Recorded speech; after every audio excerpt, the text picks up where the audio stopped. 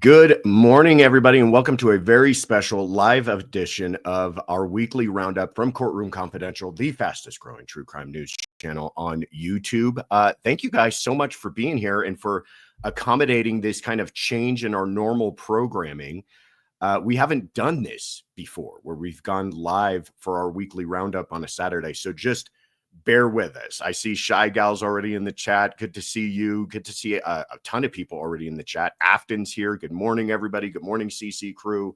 Yeah, we're figuring this out on the fly because we are, as you can tell, not in my normal beautiful studio at home in my extra room / storage room. We are in a hotel room because we are coming to you live from CrimeCon in Denver. Let me introduce myself for anybody who's new watching this morning. My name is Joshua Ritter. I'm a former prosecutor with the LA District Attorney's Office. I was there for over 10 years. Then I left to go into private practice as a criminal defense attorney. This is Courtroom Confidential, where we do our best to present to you both sides of the courtroom, and we hope that we do that. And this is our weekly roundup, where we talk about all the cases that took place through the week, give you a little bit of a taste, a little flavor of what took place, what you may have missed, and then talk to you a little bit about things to expect next week. Usually we do this recorded. We have all sorts of graphics and cool photographs and everything to show you, but now we're just doing this on the fly because we're coming to you, like I said, from a hotel room in beautiful Denver at CrimeCon. Stay to the end for announcements. We do have some fun announcements for you. Hi to everybody who's in the chat here on YouTube, on X, on Facebook. And if you haven't already, please like this episode. Please subscribe if you haven't and share this with anybody that you think might enjoy it. But let's just go ahead and jump right in. First of all, Donna Adelson. That was the big news this week. Everybody was talking about Donna. It was amazing because the verdict actually came in, I think, as we were landing here in Denver. So we were getting all of the reactions as we're trying to get to the hotel. But after 3 hours of deliberations, she was found guilty of first-degree murder, conspiracy, and solicitation for the killing of FSU professor Dan Markel. This was over a decade ago. In July of 2014, Dan Markel was gunned down in his driveway in Tallahassee.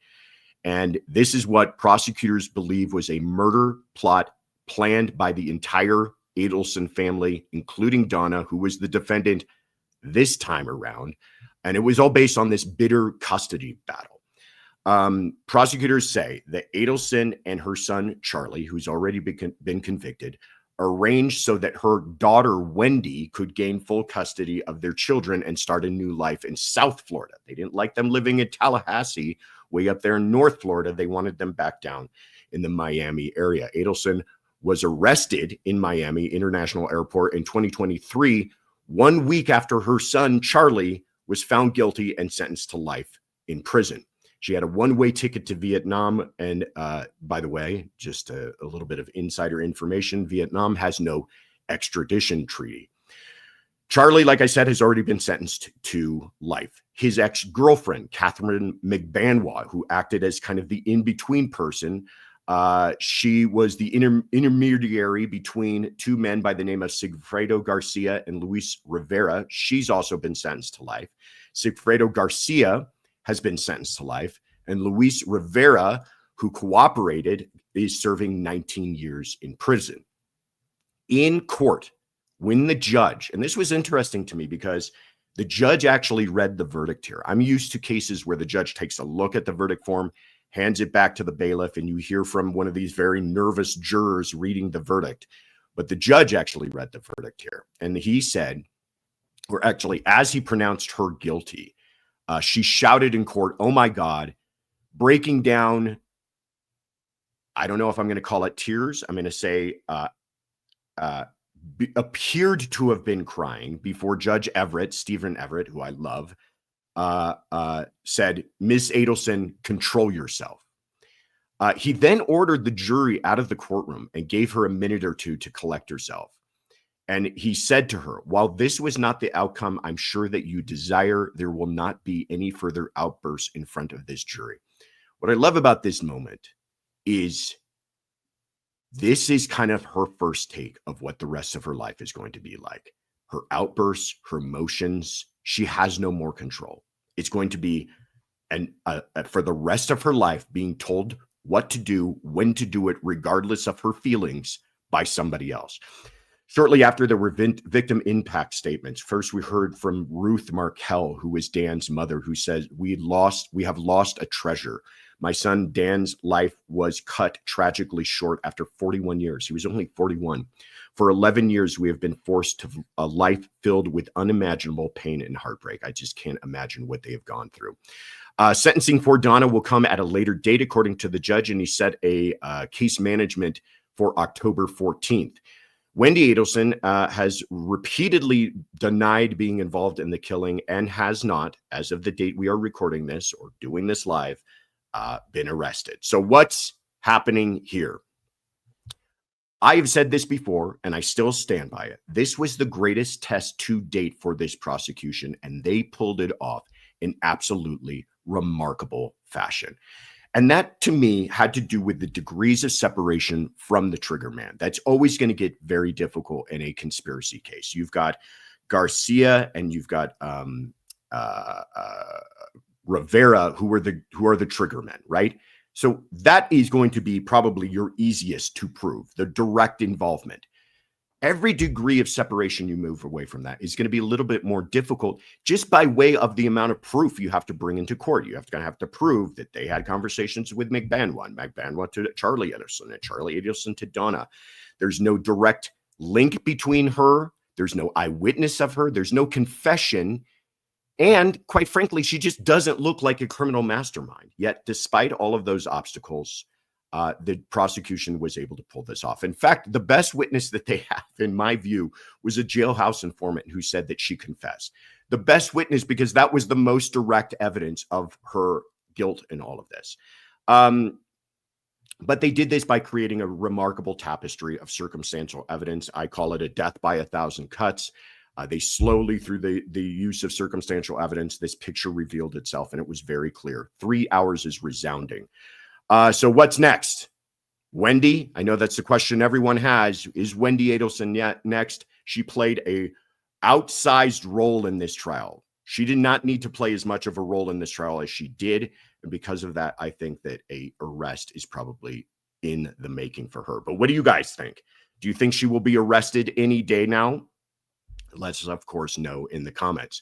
All right, we're going to keep this moving along quickly this morning. Next, Cardi B, after deliberating for less than an hour, a Los Angeles jury on Tuesday cleared rapper Cardi B of legal liability. This was a civil case. She was accused of assaulting a security guard in 2018. She was being sued for $24 million because when she went to go visit her pediatrician or her doctor regarding her pregnancy at a building in Beverly Hills in 2018, she got into this argument with a guard named Imani Ellis. Ellis says that during that conversation, it became heated. It turned into a physical confrontation, and that she scratched her, that Cardi scratched Ellis with her fingernail. However, no one witnessed this, and Cardi testified and said never happened. Outside, after the verdict, she told reporters, I'm not even playing around. Even if I'm at my deathbed, I swear to God, I will say it on my deathbed. I did not touch that woman. What's happening here? I think this was less about the facts of this case and more about 24 million other reasons. That is a breathtaking, mind-blowing, horse-choking amount of money to ask for. If you're asking for that type of money, you better be showing up to court in a stretcher, in my view. Jurors saw this for what it was. It was a money grab. Good for Cardi B. Good for her for taking the stand, taking a stand and taking the stand. And good for her for not handing out the money. And I'll give you a little insider information. I am sure they tried to settle this. Celebrities settle these types of things all the time. They're called nuisance settlements. Somebody comes after them. I want $24 million. I'll give you $24,000. Fine, I'll take it. They hand it over, never hear from the person again. This thing obviously turned nuclear. The plaintiff dug their heels in, and now they walk away with absolutely zero. And by the way, Cardi's attorneys are going to go ask for attorney's fees. So she may not even pay a dime out of this whole thing. But what do you guys think? Do you think this is a new trend for celebrities saying no more, no mas, we're not going to settle these types of things? Let us know in the comments. Barry Morphew. We remember this case out of Colorado. A Colorado judge has declined to reduce the bond for Barry Morphew. However, he has modified the terms of the bond. This is for the killing of Suzanne Morphew, who was Barry's wife. You remember this case has a long and tortured history. He was re-indicted by a grand jury in July of this year after a failed prosecution in 2021. It's alleged that he killed his wife, Suzanne, who vanished on Mother's Day in 2020, but her remains were found in 2023. If you're putting together all these dates, you now are realizing that they were going to go to trial originally before they had even discovered her remains. According to prosecutors, a 2024 autopsy, after her remains are found, which were bones, by the way, they were able to recover the tranquilizer called BAM, was found in the marrow of her bones. Tuesday's hearing, though, was about bail. And Judge Amanda Hopkins did not reduce the $3 million bail, but made it, instead of a cash-only bond, allowed it to be what's called a surety bond or a property bond. So he can put up property. He can use a bail bondsman. He may have to come up with as much as $300,000 in cash, but he doesn't have to come up with the entire $3 million. It's unclear at this point whether or not he even has that kind of money. What's happening here? Well, I've said this before. I'll say it again. I think it's an absolute godsend that they dismissed that case the first time around. They did not have a case, in my view, the first time around. They had an extremely circumstantial case. This case got exponentially better. Think about it. Before, no body, no eyewitnesses, no admissions, all circumstantial. Now they've got this BAM. And he's apparently the only one in the entire state of Colorado who has this tranquilizer. So that's pretty phenomenal evidence in my view. Bail here, it is a big issue. If you're representing somebody, you always want them out. It makes a huge difference in trying to defend them. Your access to them, your ability to prepare. It's a big deal that he was, this bail condition was changed. I think in his view, it's a win. In the prosecution's view, I think it's also still a win in that it's still at $3 million. And that's a lot of reasons to make sure that he comes back to court. But I'm sure the prosecution is hoping he is not able to make that bail because they want him to stay in. It just makes things easier for them. But what do you guys think about this one? Are you looking forward to this one? I am. I think it's going to be a fascinating case. I wanted to take a moment to thank Shy Gal so much for gifting the memberships. You're fantastic, Sonia. Wish you could be here. And thank you. Sonia says, thank you so much for your coverage. You're a true professional. Shout out to the beautiful ladies, Tiff and Kaylin. They are here with me, along with the little baby Remy, who just had her first birthday while we were out here. Happy birthday to Remy. You won't remember this, but your first birthday took place in Denver. Anyhow, let's move it along here to Rex Heuermann. A judge has ruled that the nuclear DNA evidence can be used against the alleged Long Island serial killer. This was big. Let me give you just a brief background of this case. He has pled not guilty to 7 counts of first-degree murder. This is for the deaths of Megan Waterman, Melissa Bartholomew, Amber Lynn Costello, Maureen Brainerd Barnes, Jessica Taylor, Sandra Castilla, and Valerie Mack. Now, this hearing, these murders all span from 1993 to 2011. This hearing, however, dealt with 6 out of those 7. The only victim that's not involved in this hearing is Melissa Bartholomew. And what we're talking about here is he's been linked to these killings through DNA from hairs.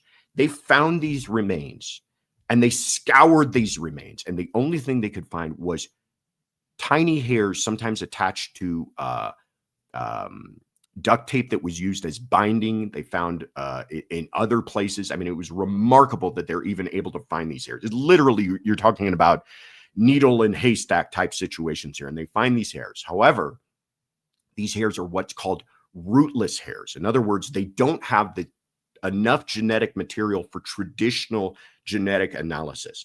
So they're using this cutting edge DNA analysis, not so much cutting edge, but cutting edge at least to the state of New York, what's called whole genome sequencing. And what they're able to do is take these rootless hairs and almost extrapolate the DNA profile that they find from that. And from that, they create a profile that they're then able to match or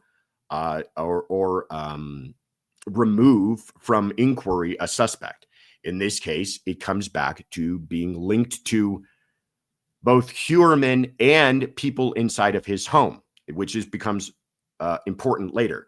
This was all part of what's called a Fry hearing, and that's what was taking place over the last several weeks during different days in the Heuermann case, which a Fry hearing focuses on general acceptance in the scientific community. According to the defense attorney, Michael Brown, he's saying this is a new technology. It's never been used in New York before. What are we doing here? This is all confusing and new to us. We can't use it in this case. Prosecutor Ray Tierney says, not so fast. This is used everywhere. It's used in several other states. Idaho, California use it all the time. It's accepted within the scientific community. And that was a convincing argument to Judge Timothy Mazzei, who said, based on the experts who testified, peer-reviewed articles, the use of technology in other states, like I said, California and Idaho, that it is generally accepted and they're going to allow it. Shortly thereafter, his other defense attorney, Heuermann's other defense attorney, Sabato Capone, filed another motion challenging the lab, saying they're not accredited in the state of New York. Therefore, they shouldn't have been able to test this stuff because, according to the New York, by the way, this is the health laws in New York, this lab shouldn't be able to be used in this case. This reeks of desperation to me. Why? Because I know, well, let me first of all get to it. What's happening here? I know, you know, the DA knows, Heuermann knows that this whole case comes down to the DNA. Without the DNA, they don't make an arrest. I truly believe that to be true. I know that you're saying, but what about all the other evidence? What about the emails and the burner phones and this blueprint document, which is, by the way, one of the most diabolical, horrific things I've ever read in my entire life. But this planning document that they found deep in the recesses of one of his hard drives, that it looks like a person who's planning these types of murders. What about all of that, you say, Josh? Hey, Grizzly. Hey, Gizela. Good to see you. I've seen many Grizzlies running deep here at CrimeCon, by the way. So good to see you. What does she say? There's a grizzly behind. There is a grizzly behind me. That's so funny. Staring right at me, staring right over my shoulder there. What about all that other evidence, you say, Josh? How much of that, though, was derived from warrants based upon this initial DNA findings? In other words, once they were able to get their suspect, then they zero in on compiling enough evidence through this use of DNA to secure warrants, and then the warrants lead to the mountain of other evidence they're going to use against him. This, again, I feel is a case where the defense is desperate to have this thrown out. It reminds me very much of Kohberger. So much of the Kohberger case, the pretrial hearings dealt with the DNA and trying to get rid of that DNA. They had to either, one, throw it out legally, which they tried every way that they could, or they had to come up with an innocent explanation for why their client's DNA was found on a knife sheath. And I'm talking about Kohberger still, found on a knife sheath. And they were trying to come up with theories. We heard them talking about, well, transfer DNA and everything else. Here in Heuermann, you've got 7 bodies, 7 women who disappeared over several different years. You're going to tell me you've got an innocent explanation for that, for your genetic material or someone closely related to you being found on 7 different bodies over several different years? You have an innocent explanation for that? They don't. That's not an option. The only option they have here is to have that thrown out legally. But what do you guys think? That's how I feel about it. I feel it's that important to this case. Do you think that they have a case without the DNA? Let us know in the comments. Speaking of Bryan Kohberger, by the way, the Idaho State Police have released hundreds of additional images taken from the investigation into Bryan Kohberger, giving the public the first glimpse inside of his apartment in Pullman, Washington. So obviously we're talking about this horrific murders. He pled guilty on July 2nd to 4 counts of first-degree murder for the murders of Madison Mogen, Kaylee Gonzalez, Xana Kernodle, and Ethan Chapin, and he was sentenced to 4 life terms in prison. Inside his apartment, we see images that show cleaning supplies, books on crime, including one called Unsafe in the Ivory Tower, The Sexual Victimization of College Women. It really gives that title a horrific new perspective. Another one was a paper, actually, that he wrote called Why the Innocent Plead Guilty and the Guilty Go Free. All of this stuff, you know, if you're looking at a criminology student, that's one thing. Far more sinister, realizing it's being found in his apartment. They found more of his school essays, 7 parking tickets, I thought was interesting, a disciplinary letter from the university, and birthday cards addressed to Bryan, Bryern. I don't know why that was interesting to me, but I wanted to point that out. Inside his bathroom, by the way, no shower curtain, empty garbage bin. And police also seized a receipt, a single black rubber glove, and his computer. They also said that out of his office, his campus office, because he was a PhD student, they found nothing. It was a mostly empty desk, and that was about it. He is being held, obviously, at a Idaho maximum security institution. He is under protective custody in a wing known as J Block, which houses other death row inmates, though he is not on death row, obviously, but he's being housed in the same area as somebody else you may have heard of, Chad Daybell. What's happening here? The more we learn about this case, the more we learn how meticulous he was in covering his tracks. The police said they found nothing of evidentiary value in his office. Things of, I would argue, extremely low evidentiary value in his apartment, especially considering this is a criminology student. Maybe you could argue it would have more significance if he was not a criminology student. But as a criminology student, his defense would have plenty of arguments for a lot of this stuff.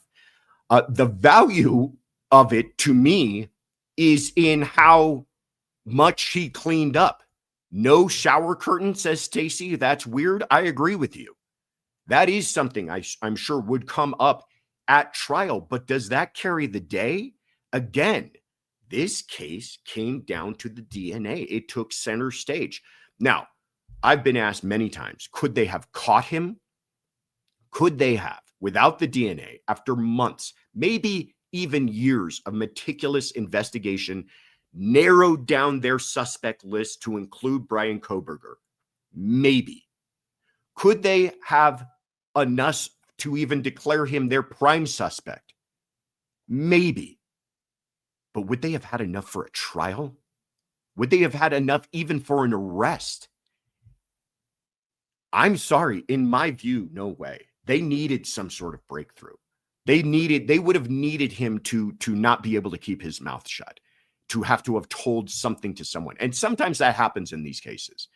These cases go cold and somebody can't keep their mouth shut. But I am sorry. And this is no criticism of the police work done in this case. But if you're telling me they would have solved this without the DNA, I find that hard to believe. This entire case centered around that DNA and all of the other evidence that we've heard about. And it was convincing evidence, but all of it really corroborated that DNA. And again, we're talking about a few cells of touch DNA found on the knife sheath. This was a very strong case. Don't get me wrong, but it was a case where the fountainhead of that entire case was that DNA. But what do you guys think? Do you think they ever would have caught him without that DNA? Let me know in the comments.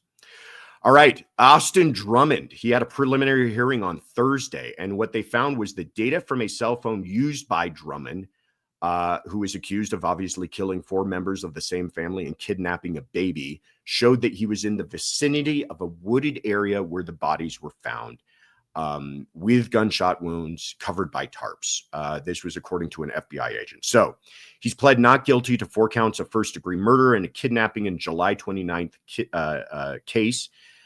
These were the parents, grandmother, and uncle of the infant that was found in a yard in rural Tennessee. The victims' names are James Wilson, Adriana Williams, Williams's brother, Braden Williams, and their mother, Courtney Rose. Drummond's girlfriend is the sister of the infant's grandmother.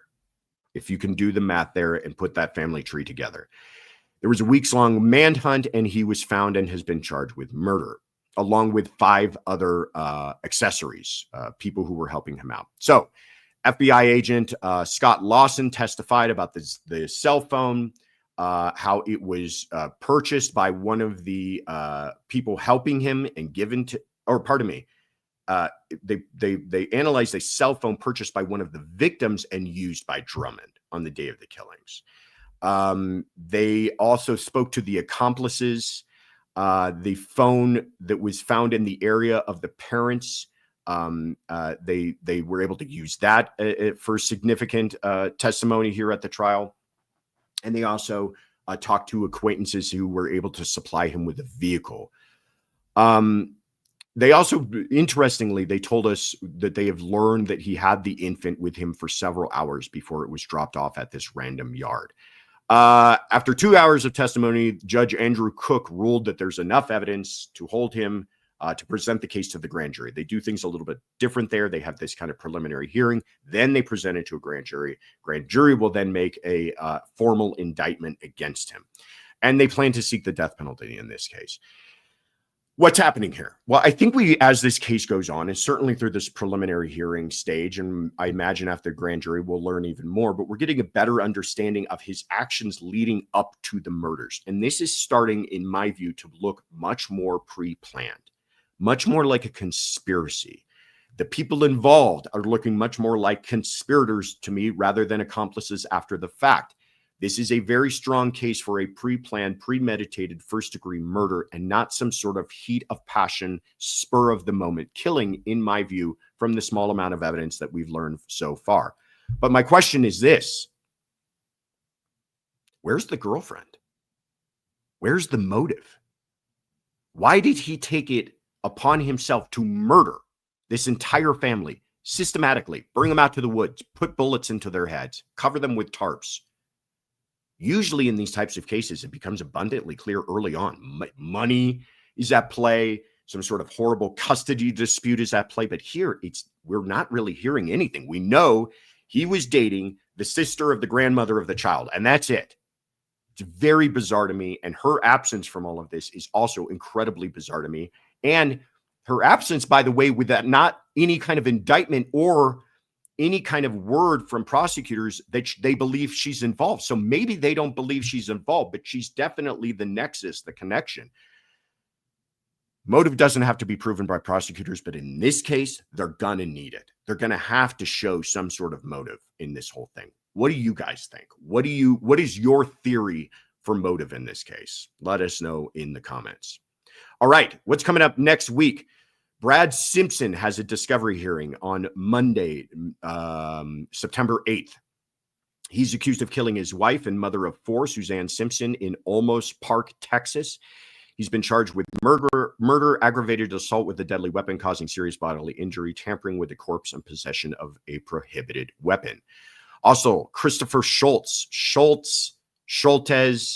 however you want to go with that one, out of Marana, Arizona, has a hearing on Tuesday, September 9th. He is charged with felony first-degree murder and child abuse for the death, this is one that kills me, of his 2-year-old daughter in a hot car in July of 2024. That's what you got to look forward to next week. All right, guys, like I said, Farm Girl, thank you so much. Love this channel. Love Josh, Tiffany, Kaylin, Mods, and crew. Well, we love you right back. Sue B. Sue says, happy birthday, Remy. Got my first look at you. Oh, she is a cutie pie. Fala, gifted 1 Courtroom Confidential membership. Appreciate you, Fala. All right. Like I said, we're here at CrimeCon. You can't tell from the looks of my hotel room, but it is a fabulous event. It's been wild. We've got to meet a lot of you. Thank you so much for stopping by our little booth, giving hugs, taking pictures. We appreciate all of that. It's a wonderful event, and we're very proud to be a part of it. I'm doing some speaking engagements today, streaming with Fox Nation. So if you want to check that out, go to Fox Nation. You can get a 7-day free trial there. Again, I don't get anything from that. I just want you to check it out if you want to check it out. And we've been doing members behind the stream lives all through all of this. So if you are a member, check out our channel, and you'll see a bunch of kind of handheld lives I've been doing, including a couple of special guests made an appearance yesterday. And if you're here, please come say hi. We would love to chat with you and take pictures and give you a big hug. And of course, this evening is the big Clue Awards. We got nominated for Outstanding Episodic Series for a podcast, and we're very excited to go to that award ceremony tonight. Stay tuned. Tomorrow, you got the day off. No Sunday fun day. Couldn't do it. Couldn't figure out how to do it. Sitting from this hotel room. We're taking this Sunday off. Sad, tears all around. Next Sunday, double the fun. We'll be doing Sunday again. But on Monday, we will be back to our regularly scheduled programming. We will be live at 5 p.m. Pacific, 8 p.m. Eastern. Topic and guests to be determined. Maybe I'll bug somebody while I'm here. Thank you guys so much. Thank you, Afton and Shigao and Kathy and Therapist for being such fantastic mods and helping us out. Thank you so much, Kaylin, for dealing with all the nonsense this morning. Thank you, Tiffany, for being the best thing that ever happened to me. And thank you for spending your Saturday morning with all of us. And we will see you all on Monday. Take care, everybody. Bye-bye.